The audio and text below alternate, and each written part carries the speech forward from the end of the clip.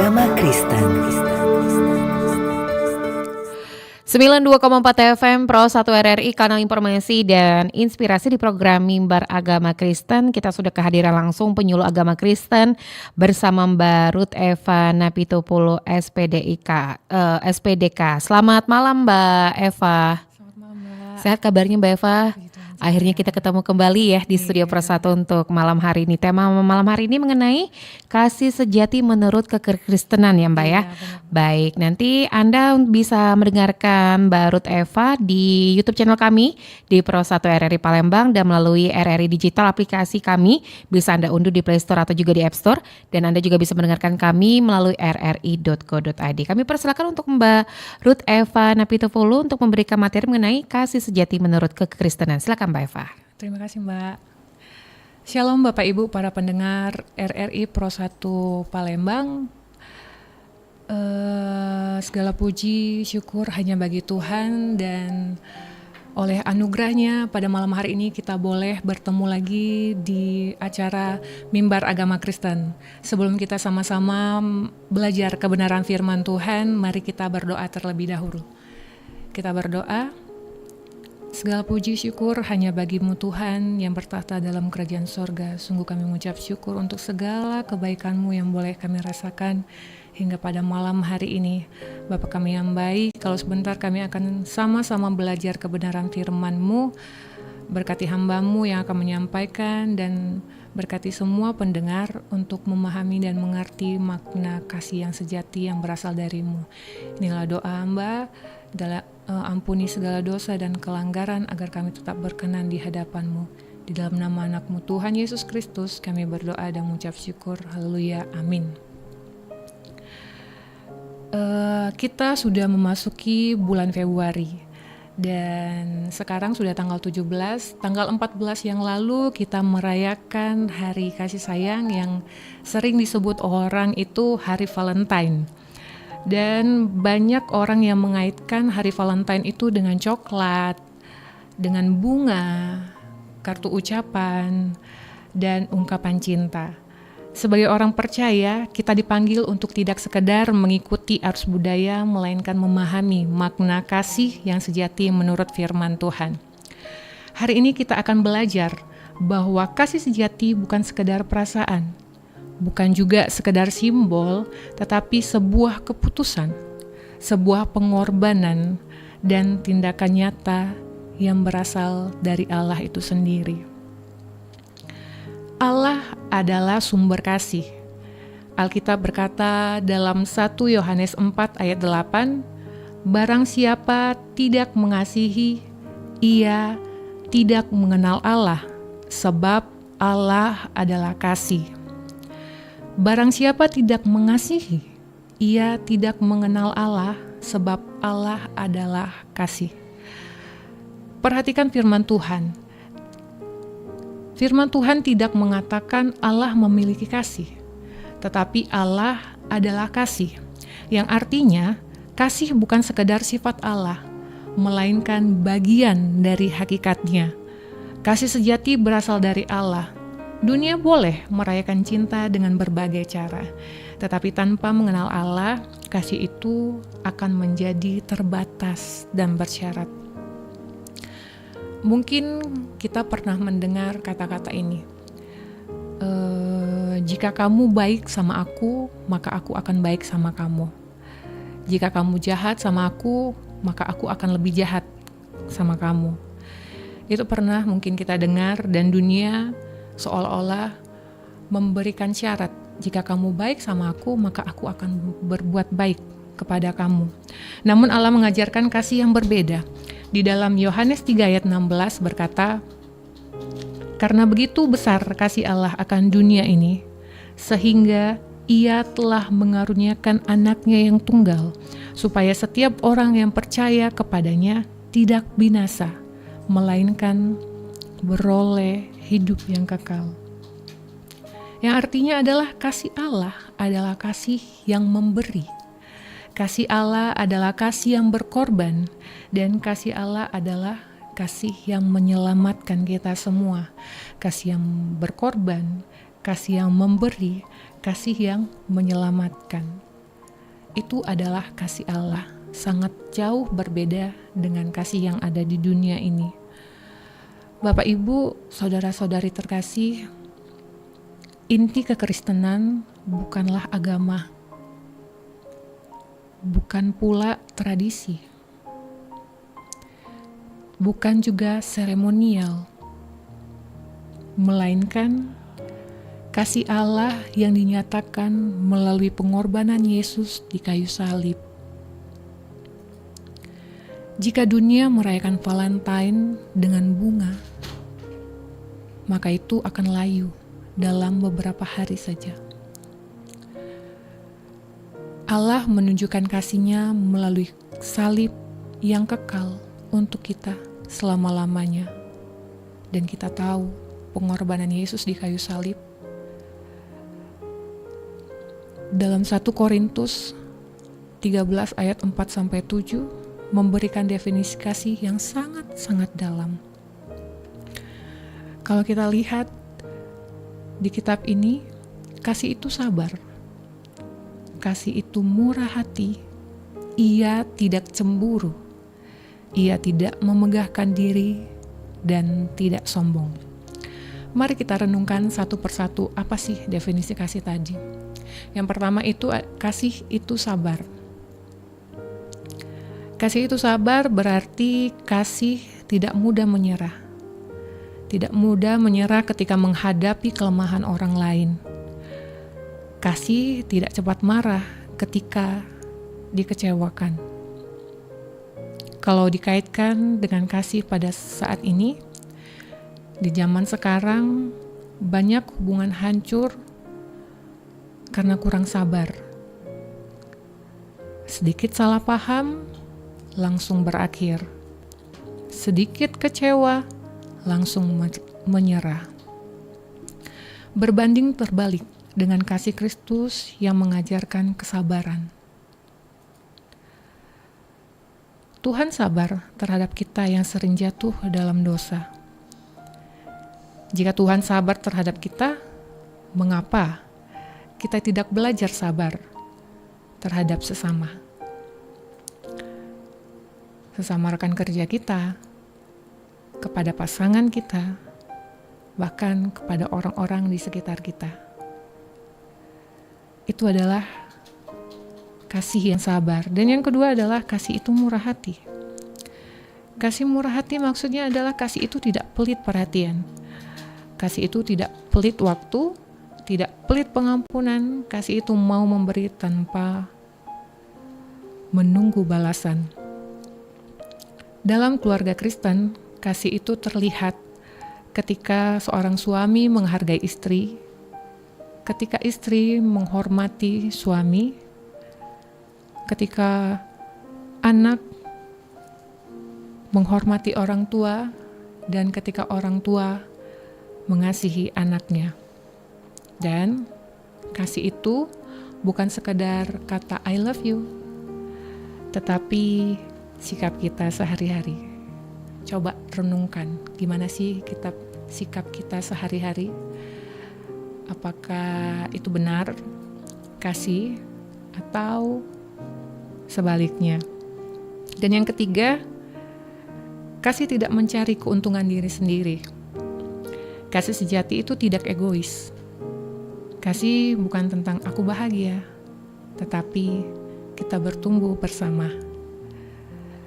Hari Valentine sering sekali disalahartikan untuk memuaskan perasaan romantis semata.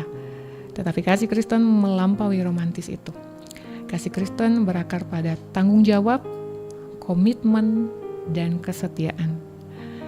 Itu sebabnya kasih itu tidak mencari keuntungan sendiri karena ada tanggung jawabnya, ada komitmennya, dan kesetiaan. Saudara-saudari terkasih, sebagai orang percaya, kita tidak perlu alergi terhadap momen-momen Valentine.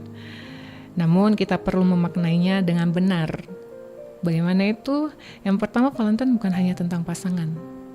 Valentine bukan tentang remaja atau orang dewasa, namun Valentine adalah kesempatan untuk mengingat bahwa hidup kita harus penuh dengan kasih Kristus. Valentine bukan sekedar kesempatan untuk merayakan romantisme aja, tetapi mengingat bahwa hidup kita harus dipenuhi dengan kasih Kristus. Dalam kekristenan ada dua kasih. Yang pertama adalah kasih kepada Tuhan. Kita tahu semua dalam Matius 22 ayat 37, kasihlah Tuhan Allahmu dengan segenap hatimu, dengan segenap jiwamu, dan dengan segenap akal budimu. Kasih yang pertama dan terutama itu adalah kepada Tuhan. Tanpa kasih dari Tuhan, maka kasih kepada sesama akan mudah goyah.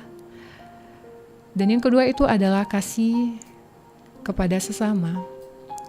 Yesus juga berkata dalam Matius 22 ayat 39, kasihilah sesamamu manusia seperti dirimu sendiri. Yang berarti kita harus mengasihi diri kita sendiri terlebih dahulu, baru kita mampu mengasihi orang lain. Berarti kita mampu mengampuni yang menyakiti kita. Kita mampu menolong yang membutuhkan. Jika kita sudah menolong diri kita, menguatkan yang lemah karena kita sudah kuat. Tidak membalas kejahatan dengan kejahatan karena kita tahu kejahatan itu tidak ada untungnya, melainkan membuat kita rugi sendiri. Bayangkan jika Valentine di bulan Februari ini kita rayakan dengan mengunjungi orang yang sakit, membagikan makanan kepada mereka yang membutuhkan, menguatkan teman kita yang sedang terpuruk, berdamai dengan orang yang pernah berselisih paham. Betapa indahnya dunia ini ya. Ketika dunia dipenuhi dengan cinta kasih dan hari Valentine dengan kasih kepada sesama. Dan itulah Valentine yang berkenan di hadapan Tuhan. Kasih adalah pengorbanan. Kalau tadi kasih berasal dari Allah, kita belajar bahwa kasih adalah sebuah pengorbanan. Salib, kita tahu salib itu adalah bukti terbesar kasih. Yesus tidak hanya berkata ia mengasihi kita, namun ia membuktikannya dengan menyerahkan nyawanya kepada kita. Bukti kasih terbesar. Dalam Roma 5 ayat 8 berkata, akan tetapi Allah menunjukkan kasih-Nya kepada kita oleh karena Kristus telah mati untuk kita ketika kita masih berdosa. Akan tetapi Allah menunjukkan kasih-Nya kepada kita oleh karena Kristus telah mati untuk kita ketika kita masih berdosa. Coba kalau kita perhatikan ayat ini, ketika kita masih berdosa, berarti kasih manusia seringkali, aku mengasihimu karena kamu baik, aku mengasihimu karena kamu peduli sama aku mengasihimu karena kamu jujur, aku mengasihimu karena ada banyak sekali syarat. Namun Allah berkata, aku mengasihimu walaupun kamu berdosa. Kristus mengasihi aku karena aku berdosa. Inilah kasih anugerah. Kasih seperti inilah yang harus kita teladani dalam kehidupan sehari-hari. Mengasihi walaupun tidak sempurna, mengampuni walaupun terluka, dan bertahan walaupun diuji. Memang untuk berkata itu sangat gampang. Kalau cuma ngomong mah gampang banget ya. Namun mari kita belajar mengasihi walaupun berdosa. Itu kasih yang luar biasa. Anugerah kasih yang Tuhan kasih buat kita, yang kalau dipikir-pikir mana ada sih yang mau ngasih kayak gitu ya. Kasih seperti apa lagi? Bahkan sahabat, teman, orang tua pun tidak seperti kasih Allah yang mau merelakan nyawanya untuk mengampuni kita. Bagaimana sih kita menghidupi kasih setiap hari? Kalau tadi kasih adalah Allah itu sendiri, kasih adalah sebuah pengorbanan, kasih adalah anugerah Tuhan, dan bagaimana sih kita sebagai orang Kristen menghidupi kasih setiap hari? Kasih bukan hanya dirayakan satu hari, bukan hanya di bulan Februari aja, bukan hanya tanggal 14 Februari aja, tetapi setiap hari. Coba buat kasih itu sebagai gaya hidup. Bagaimana menghidupi kasih? Yang pertama, dengan perkataan yang membangun. Ketika ada teman kita yang mungkin sedang dilema, sedang galau karena sesuatu masalah, coba kita kuatkan. Gak apa-apa, saat ini mungkin prosesnya seperti ini, namun kamu kuat kok, kamu bisa kok melewatinya. Hindari kata-kata yang melukai, gunakan mulut kita untuk memberkati. Dan yang kedua itu adalah tindakan nyata. Kasih harus terlihat dalam tindakan, tidak cukup berkata peduli tetapi benar-benar hadir. Ketika saudara kita mungkin bukan hanya kita ngomong aku peduli sama kamu, tetapi bagaimana kita hadir mendengarkan dia, mungkin itu akan lebih enak ya, lebih tenang dia ketika kita hadir, kita membantu dia di dalam kesusahannya. Yang pertama tadi perkataan yang membangun, yang kedua adalah tindakan nyata kita melalui kehadiran kita bagi orang sekitar kita atau keluarga kita, dan yang ketiga adalah dengan mengampuni, pengampunan. Banyak keluarga retak karena tidak ada pengampunan. Kasih dan pengampunan berjalan bersamaan. Bayangkan, salib Kristus itu adalah bukti nyata bahwa kasih dan pengampunan itu berjalan bersamaan. Kalau tidak ada salib, maka tidak ada pengampunan dan kasih Kristus. Itu yang boleh kita pelajari. Bagaimana kita menghidupi kasih itu setiap hari. Bapak, Ibu, saudara-saudari terkasih, kita tahu bahwa bunga Valentine akan layu, coklat akan habis, hadiah bisa rusak, tetapi kasih Kristus tidak pernah berakhir. Dalam 1 Korintus 13 ayat 8 berkata, kasih tidak berkesudahan. Kasih Allah itu tidak pernah berkesudahan dalam hidup kita. Hari ini, mari kita tidak hanya merayakan Valentine sebagai tradisi, tetapi sebagai pengingat bahwa kita adalah orang-orang yang telah dikasihi terlebih dahulu oleh Tuhan. Jika kita sudah menerima kasih Kristus, maka tugas kita adalah membagikannya. Bagikan kasih itu yang sudah kita rasakan dalam kehidupan kita kepada orang-orang sekitar kita. Oleh sebab itu, biarlah melalui hidup kita, keluarga merasakan kasih Kristus, lingkungan merasakan damai, dunia melihat terang Kristus.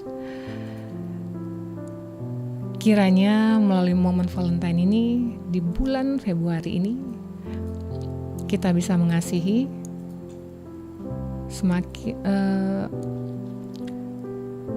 kita semakin mengerti bahwa kasih sejati bukan sekadar perasaan, melainkan keputusan untuk mengasihi seperti Kristus telah mengasihi kita. Dan rayakan Valentine-mu itu setiap hari, karena Yesus mengasihimu setiap hari juga. Selamat merayakan Valentine setiap hari. Tuhan Yesus memberkati. Amin.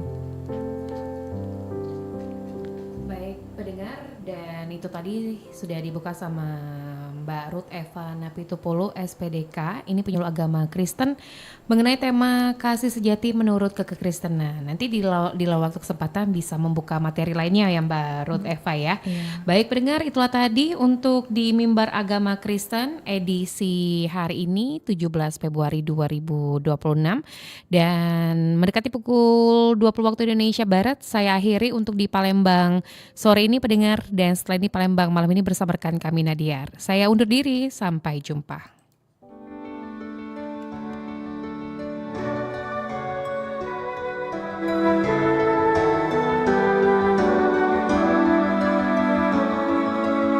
Mimbar Agama Kristen.